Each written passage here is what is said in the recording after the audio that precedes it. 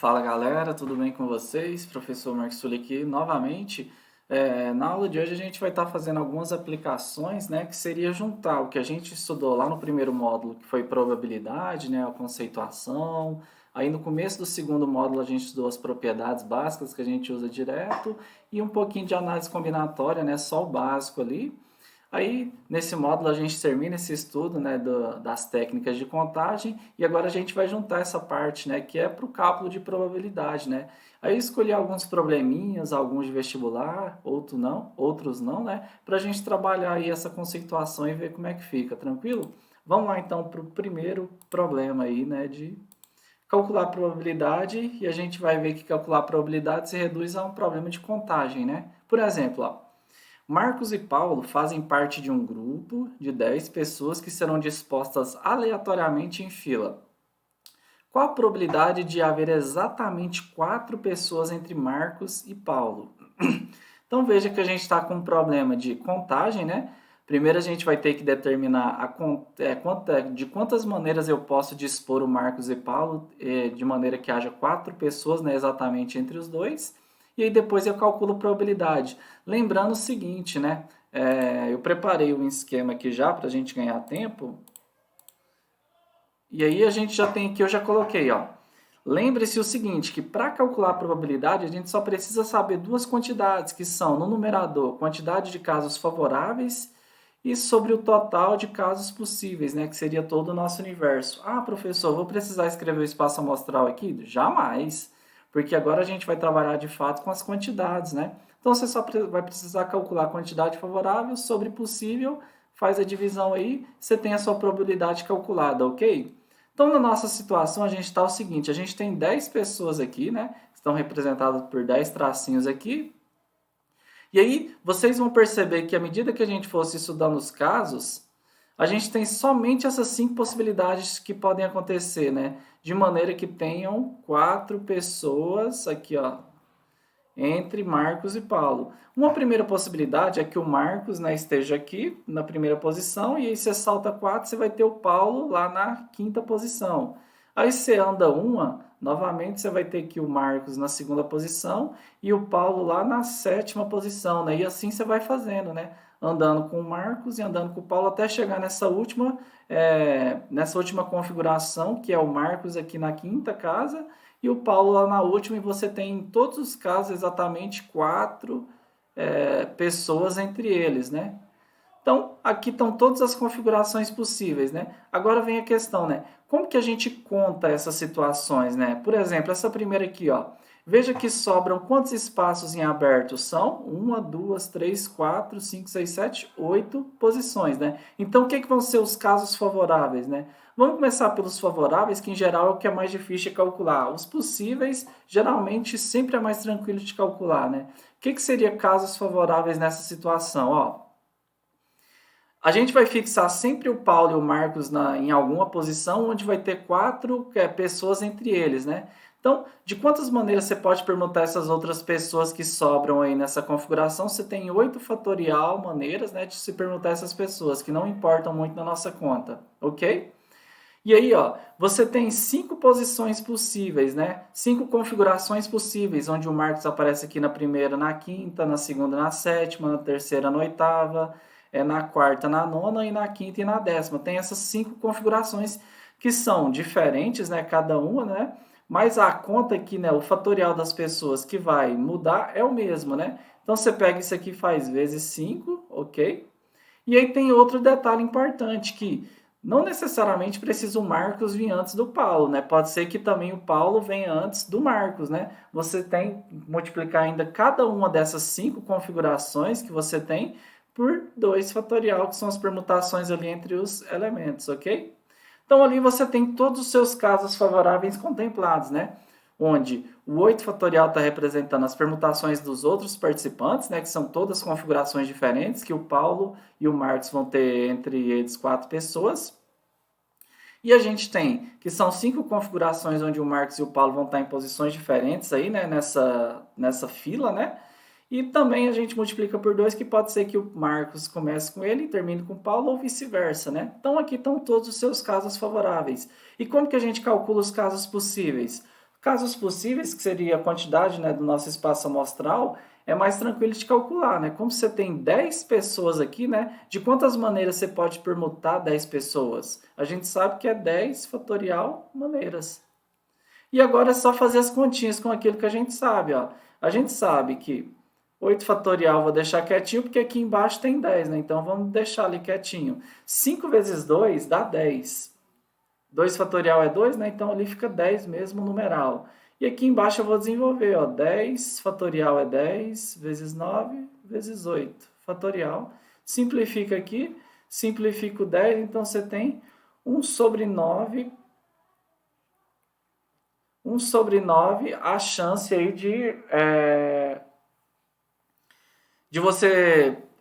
de haver exatamente 4 pessoas entre Marcos e Paulo numa fila com 10 pessoas aí dispostas aleatoriamente em fila, ok? Então você tem aí uma solução para o nosso problema. Lembrando lá das propriedades de probabilidade, a gente viu que probabilidade sempre é um número entre 0 e 1. Onde 1 significa que o evento é certo, né? Aconteceu 100% de chance de acontecer, e 0 significa que é um evento que impossível, né? Que nunca aconteceu. Então, se você calculou a probabilidade, deu mais do que 1, está errado. Deu maior do que 1, não existe probabilidade 2, 3, 4. Sem probabilidade é um número entre 0 e 1 estritamente aí, né? Onde o 0, né, significa que é o evento que é impossível, que seria a probabilidade do vazio, né? Não vai acontecer nunca. E o 1 é o evento certo, né? Que é aquele que vai acontecer com certeza, né? No mais, se você quisesse descobrir isso aqui em porcentagem, era só dividir 1 por 9 e multiplicar por 100, ok? Tranquilo? E aí eu vou trazer uma ideia bacana também, que é fazer esse problema adaptado, né?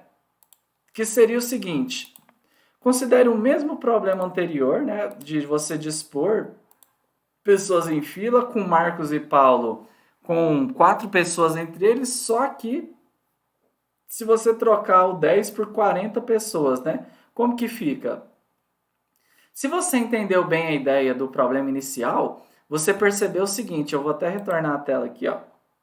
O que a gente fez aqui, ó, para resolver esse problema? Nada de sobrenatural, ó. A gente pegou e olhou as permutações dos lugares vazios, certo? Que no caso aqui eram 10, sobraram 2. A gente viu que o máximo que o Marcos vai andar aqui para chegar, ou o Paulo, né? Depende de quem vai começar, vão ser até chegar aqui ao fim, né? Que aqui, como a gente tinha 10 pessoas, a gente andou até aqui a posição 5, né? De modo que haveria sempre 4 entre Marcos e Paulo, né? E outra coisa que a gente tem que ver é multiplicar por 2 fatorial, porque pode ser que comece com Paulo e termine com o Marcos e vice-versa, né? Então vamos aplicar essa ideia aqui mais geral, só para a gente generalizar o exercício, né? Aqui, ó, problema adaptado. Então, como que fica essa probabilidade? Ó, probabilidade a gente sabe que é a quantidade de casos favoráveis sobre o total, né, as quantidades de casos possíveis, certo? E aí a gente sabe que nessa brincadeira, a gente vai ter, agora eu troquei 10 por 40, então a gente vai ter 40 tracinhos aqui, 1, 2, 3, 4, 5, 6, 3 pontinhos aqui, até chegar lá no 40, né? Temos 40 traços. E aí a gente sabe que a gente quer colocar, por exemplo, o Marcos aqui e o Paulo, e aí vão sobrar 38 posições aí que estão limpas, né, para as outras pessoas brincarem. Então você vai ter 38 fatorial possibilidades, né, de trocas e permutações, onde você vai ter configurações diferentes de pessoas. E aí você tem de quantas maneiras você vai poder mover o Marcos e o Paulo, de maneira que eles vão ter sempre 4 pessoas entre eles.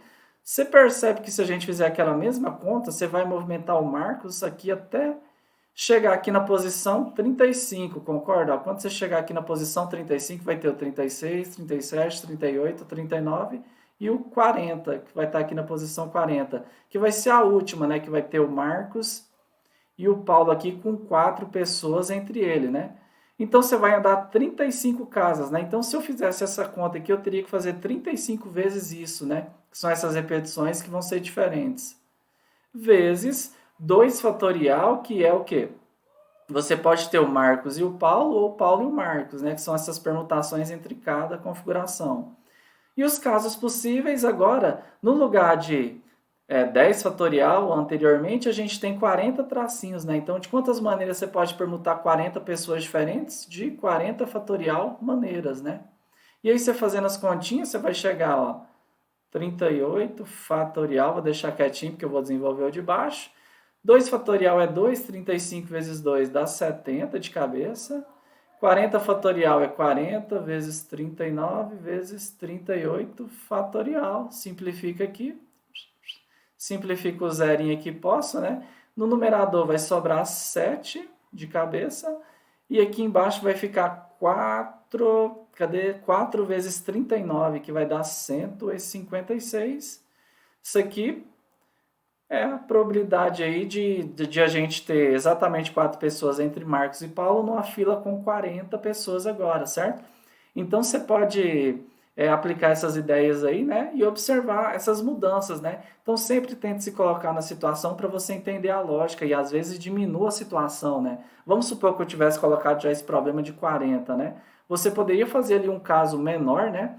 Já com 10 ou com menos pessoas, com 5, para entender a lógica da coisa, né?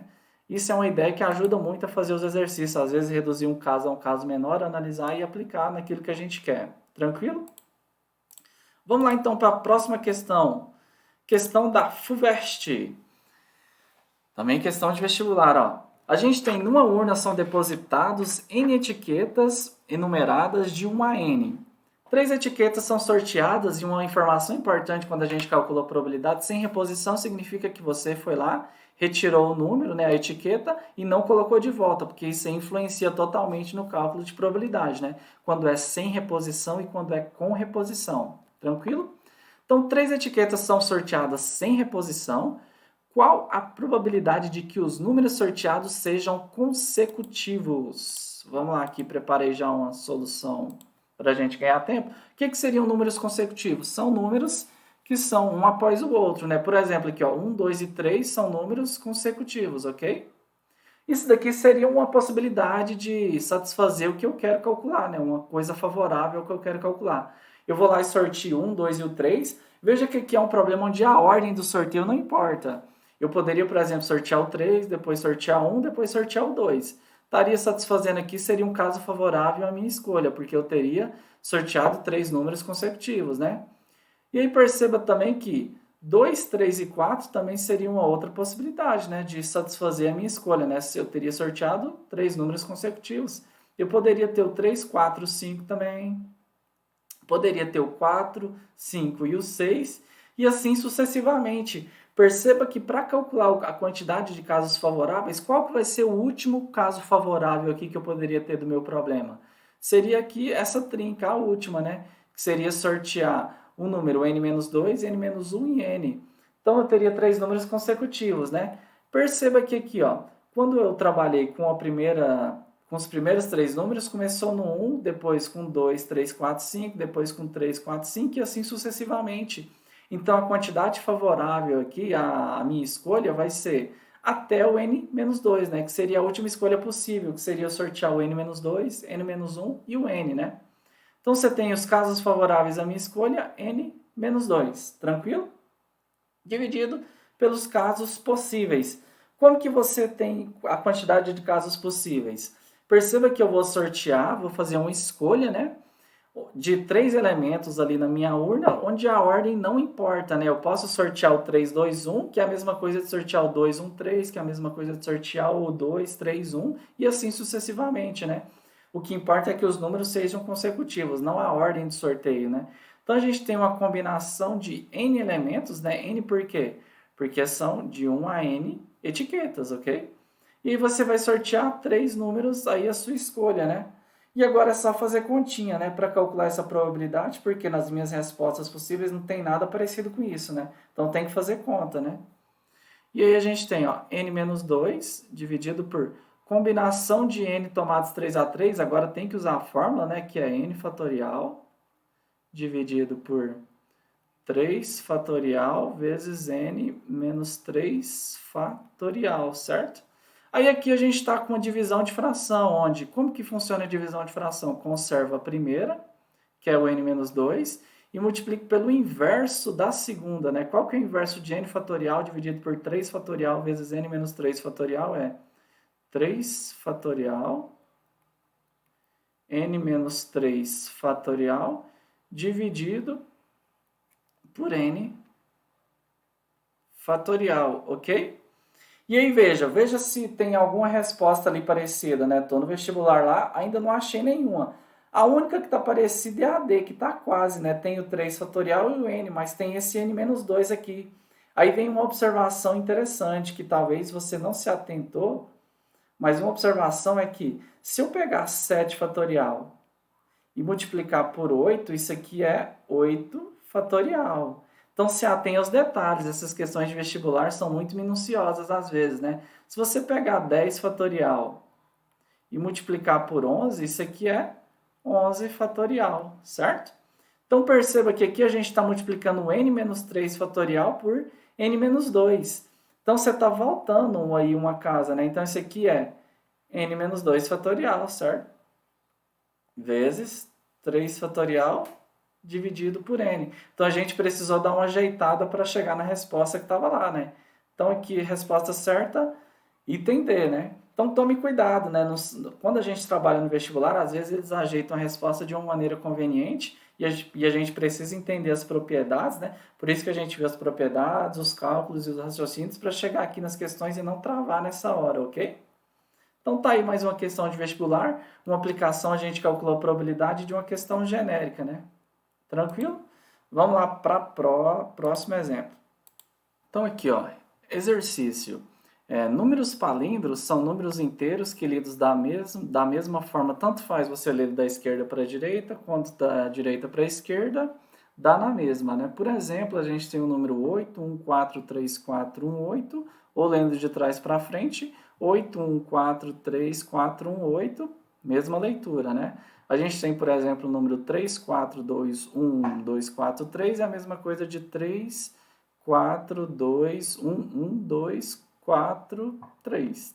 Exemplos de números palíndros mais simples são 787 ou 787, né? E 444. Da mesma forma que a gente tem números palíndromos, a gente tem também frases, palavras aí palíndromas, né? Que tanto faz você ler da esquerda para a direita, quanto para a direita para a esquerda. Fica aí para vocês pesquisarem essa parte aí do português, tá bom? Aí com isso ele quer: qual a probabilidade de se obter um número palíndromo sorteando um número de 4 algarismos e um número de 5 algarismos, né? Então a gente viu que para calcular a probabilidade eu preciso saber a quantidade favorável sobre a quantidade possível. Então, e a gente sabe contar essas quantidades a partir do que a gente estudou aí no curso anteriormente, estudando técnicas de contagem, né? Vamos começar pela parte mais difícil, que em geral é calcular os casos favoráveis, né? O que seria um caso favorável, né?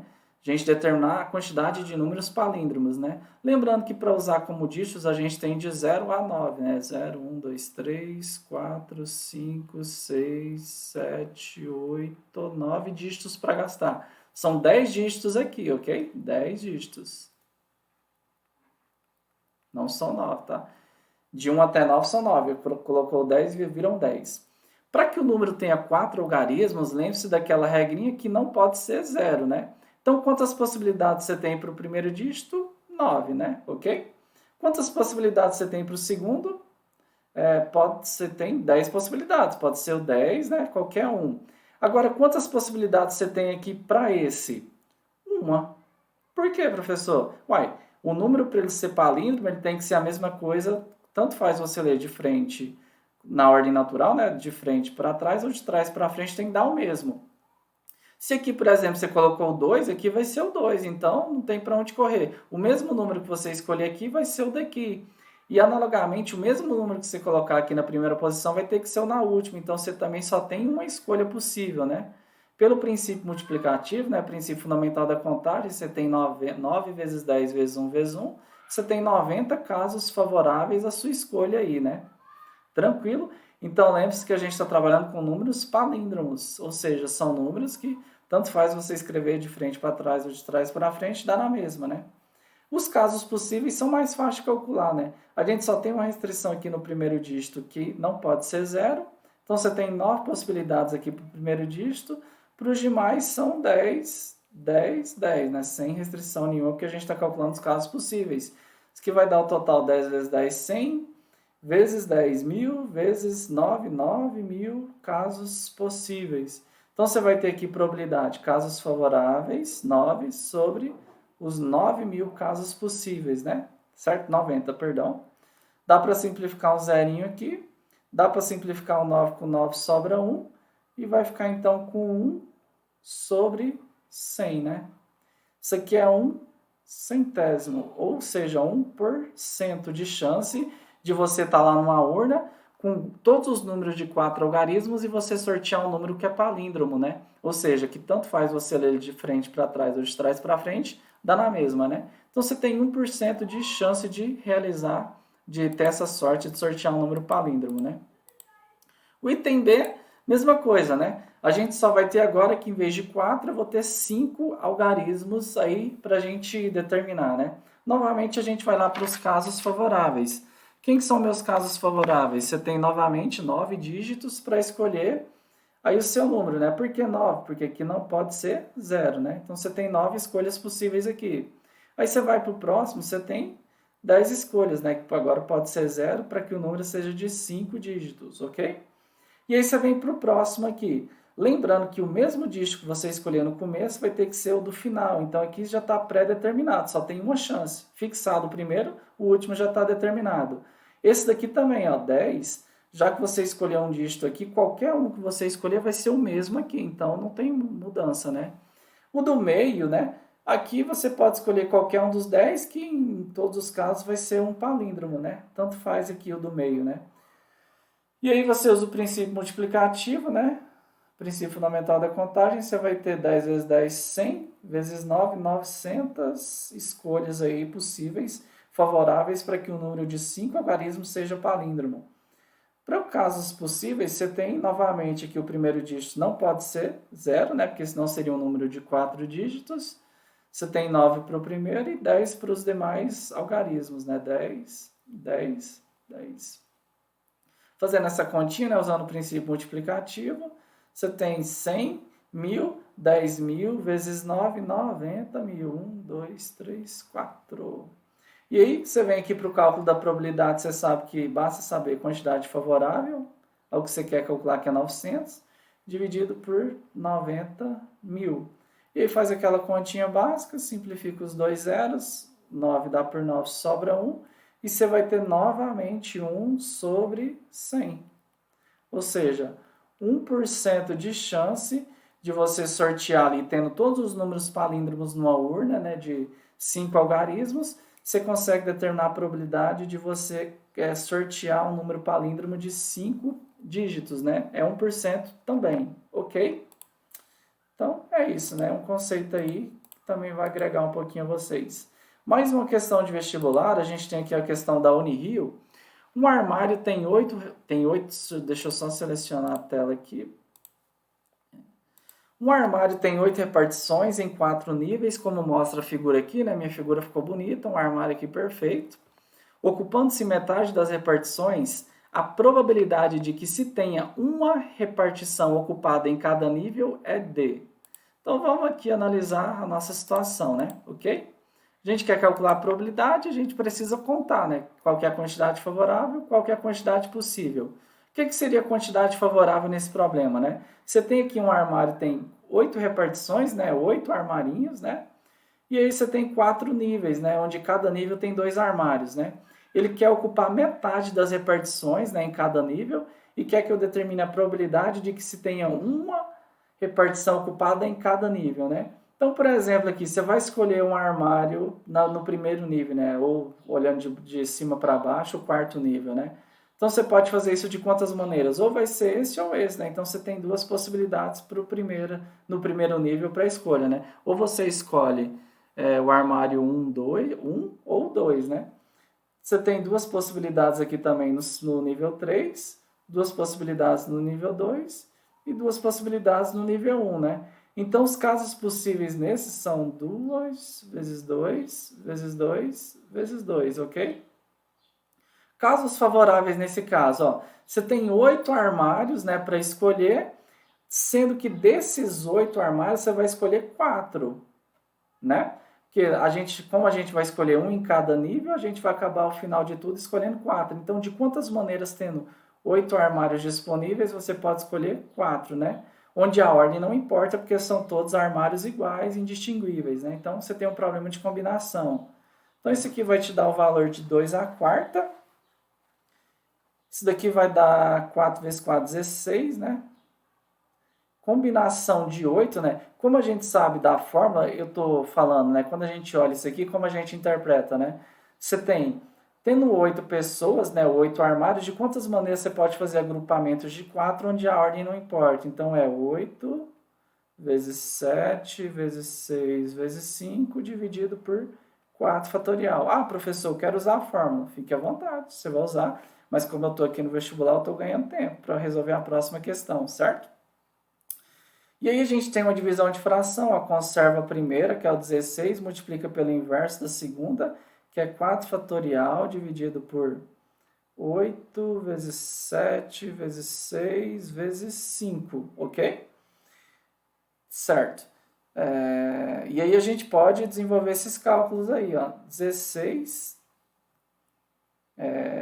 vezes 4 fatorial, que é 4, vezes 3, vezes 2, vezes 1. Isso daqui dá a mesma coisa que 8 vezes 7 vezes 6 vezes 5, né? 4 vezes 2 aqui, ó, dá para simplificar. 4 vezes 2 dá 8. Dá para simplificar aqui mais o quê? Você tem aqui 16. 6 vezes 5 dá 30. Dá para simplificar aqui, ó. Esse 3 com esse 6, vai sobrar um 2 aqui, né? Ok? Dá para simplificar mais alguma coisa? Dá para simplificar esse 2 que sobrou aqui com esse, vai ficar 8, né? 16. Então, fica 8 em cima, dividido por 7 vezes 5, 35, né? Acabou, tá aqui, resposta item D. Também, né? Então, de quantas maneiras, né? Qual que é a probabilidade de que você obtenha uma repartição em cada nível? É 8 sobre 35, tá correto, né? Um número com certeza entre 0 e 1. E os cálculos estão todos ok. Tranquilo? Vamos aí para a nossa última questão aí de vestibular, para a gente terminar essa aula de hoje, né? Questão um pouquinho mais complicada, né? A gente tem, ó, uma questão da Universidade Federal do Rio de Janeiro. Para determinada prova, são sorteados 3 dentre 5 itens, e para ser aprovado, o aluno deve acertar pelo menos 2 dos 3 itens sorteados. Qual a probabilidade de ser aprovado o aluno que sabe resolver apenas 3 dos 5 itens? Ok. Preparei um esquema aqui, isso aqui não é dado na questão lá, né? Mas aí a gente tem o seguinte, ó. Deixa eu selecionar aqui, ok. Então, ó, você tem lá 5 questões, né, que vão ser sorteadas, né, 5 itens. E aí o aluno, ele sabe 3 e não sabe 2, né? Então, ok, ele quer saber qual que é a probabilidade de ser aprovado o aluno que sabe resolver apenas 3 dos 5 itens. Então, ok. Para calcular a probabilidade, vou colocar aqui, não vou colocar, mas a gente tem casos favoráveis sobre casos possíveis, né? Então, qual que é a primeira possibilidade, né? Que a gente tem que, para ele ser aprovado, ele tem que acertar 2 ou 3 itens, né? Certo? Então, para ele ser aprovado, ou ele acerta pelo menos 2 ou ele acerta 3, né? Se acertar mais, melhor ainda, né? Mas o aluno, para ele ser aprovado, ele precisa acertar pelo menos 2 dos 3 itens sorteados. Qual a probabilidade de ser aprovado o aluno que sabe resolver apenas 3 dos 5 itens? Então, primeiro passo, né?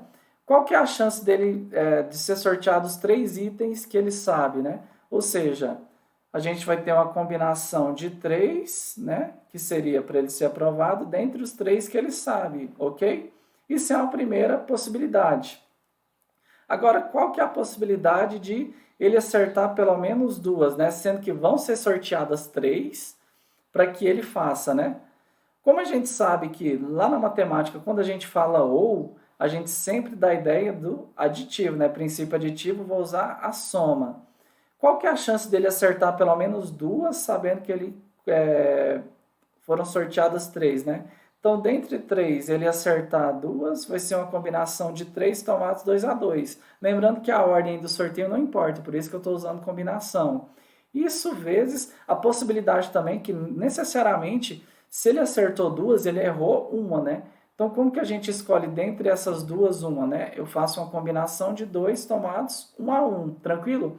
E por que que eu estou multiplicando? Porque nesse caso, ele foram sorteadas 3, dessas 3 ele acertou duas e errou uma, né? Então a ideia do E, de multiplicação, né? Isso aqui é fantástico. Entendam isso que vocês vão conseguir resolver todas as questões relacionadas a esse assunto, né? Quando que eu somo ou quando eu multiplico?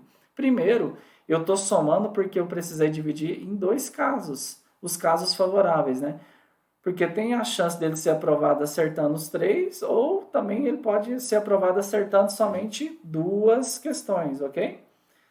E aí, nessa configuração de acertar 3, dentre as 3 que ele tem, que ele sabe, né? Então você tem 3 em 3, né? Que a gente vai ver que isso aqui, né, por propriedade, quando o n aqui é igual ao subgrupo, né? Que ele está selecionando, isso aqui dá 1, né? Ok? E aí os casos possíveis, a gente vai ter também uma combinação dentre 5 questões, o total, né? 5 itens, a gente vai escolher 3, né? Onde a ordem não importa, né? E aí, só fazer continha agora. A combinação de 3 tomados 3 a 3, a gente tem por propriedade que sempre que o n é igual ao p, dá 1. Tu pode fazer as contas usando a fórmula que você vai confirmar. E aí, novamente, você tem 3 tomados 2 a 2. A gente sabe que isso aqui é construir grupos de 3, 2 e dividir por 2 fatorial sem usar a fórmula, né? Vezes... Sempre que o P aqui, né, você quer construir um subconjunto formado, você tem 2 elementos para construir por um, vai sempre dar o próprio N, né, que é 2. E aqui embaixo, dividido por 5, tomado 3 a 3, que é você construir, né, você tem 3 tracinhos, você vai ter 5 para o primeiro, 4 para o segundo, 3 por terceiro, dividido por 3 fatorial, né, sem usar a fórmula. Se quiser usar a fórmula, também fique à vontade, né. Aí dá para simplificar aqui, fica 2 por 2, 3 vezes 2, 6, mais 1 ali que sobra, 7.